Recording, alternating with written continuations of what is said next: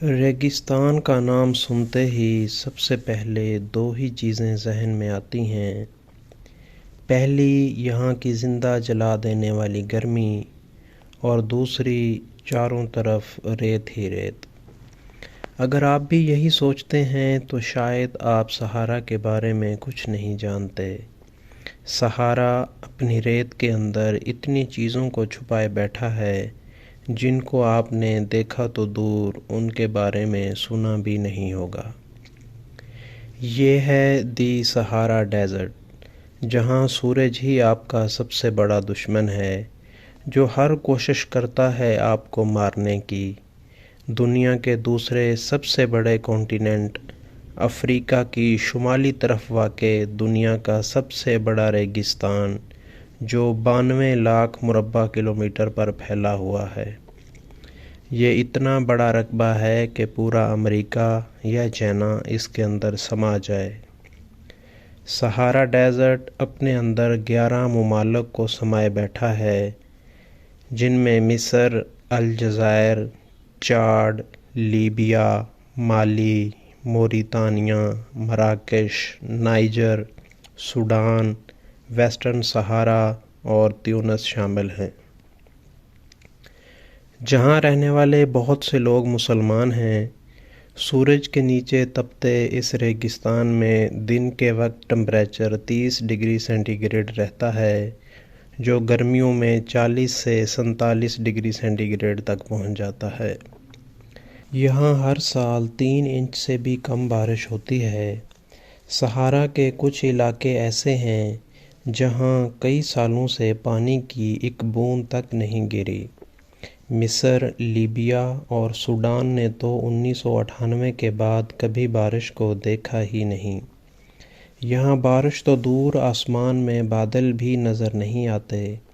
ایسی جگہ جہاں پانی کی ایک ایک بوند کو امرت مانا جاتا ہو، وہاں رہنے کے بارے میں تو سوچا بھی نہیں جا سکتا۔ لیکن پھر بھی یہاں 260 سے زائد قسموں کے جانور رہتے ہیں، جن کے پاس اس ریگستان میں رہنے کے لیے حیران کر دینے والی خوبیاں ہیں۔ ہر انسان کو لگتا ہے کہ صحارا صرف ریت سے بھرا ہوا ہے، لیکن یہاں اس ریت کے علاوہ بھی بہت کچھ ہے۔ صحارا کا صرف 25% حصہ ہی ریت سے ڈھکا ہے۔ کچھ حصے پتھروں سے بھرے پڑے ہیں، جنہیں اماڈاز کہا جاتا ہے۔ کچھ جگہوں پر کئی پہاڑ موجود ہیں، جو عام پہاڑوں سے الگ نظر آتے ہیں اور خوبصورت بھی۔ اس کے علاوہ یہاں ہزاروں کلومیٹرز پر پھیلے ہوئے سخت نمک سے بنے ہوئے میدان ہیں۔ یہاں کچھ جگہیں ایسی ہیں جہاں نمی کا نام و نشان تک نہیں ملتا، لیکن کچھ ایسی ہیں جنہیں ریگستان کا باغ کہا جاتا ہے، دی گارڈن آف ڈیزرٹ، اویسس یا نخلستان۔ کیا یہ سچ ہے؟ کہیں ریگستان میں نظر آنے والا دھوکہ تو نہیں؟ یہ بات تو حیران کر دینے والی ہے، لیکن سچ ہے۔ اس ریت کے سمندر میں یہ پانی اسی ریت میں دفن دریا کی وجہ سے اوپر آ جاتا ہے۔ لاکھوں کلومیٹرز پر پھیلے صحارا میں صرف 90 ہی ایسے نخلستان ہیں۔ دن میں جلا دینے والی گرمی اور رات کو جما دینے والی سردی۔ جی ہاں، صحارا ڈیزرٹ میں جہاں دن میں ٹمپریچر 47 ڈگری سینٹی گریڈ تک ہوتا ہے، وہیں رات کو یہ ٹمپریچر -4 ڈگری سینٹی گریڈ تک گر جاتا ہے۔ صحارا ڈیزرٹ میں 2 بار 1970 اور 2012 میں شدید برف باری بھی ہو چکی ہے۔ یہاں جانوروں، پرندوں اور حشرات کی بہت سی اقسام پائی جاتی ہیں۔ یہاں رہنے والے جانوروں میں سائیڈ ونڈ سنیک بھی ہے، جو ٹیڑھا ہو کر سیدھا چلتا ہے، اور یہ اپنے شکار کی تلاش میں اسی ریت میں چھپ بھی جاتا ہے۔ اس کے علاوہ سینڈ لیزارڈ، جو کہ انتہائی تیز اور پھرتیلی چھپکلی ہے، یہیں پائی جاتی ہے۔ اس کے علاوہ فینک فاکس، صحرائی لومڑی بھی پائی جاتی ہے، جو کہ باقی لومڑیوں کی نسبت چھوٹی اور انتہائی خوبصورت بھی ہے۔ یہ ہے لیزر جربووا، یہ چوہے کی طرح دکھنے والا جانور کینگرو کی طرح اپنی پچھلی دونوں ٹانگوں پر اچھلتا اور کودتا ہوا پل بھر میں بھاگ کھڑا ہوتا ہے۔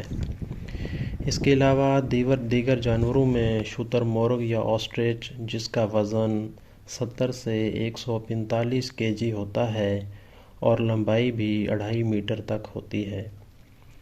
ڈیزرٹ مونیٹر کی لمبائی 1 میٹر تک ہوتی ہے اور ان کے جسم کی ساخت ان کو صحرا میں ڈھلنے میں مدد دیتی ہے۔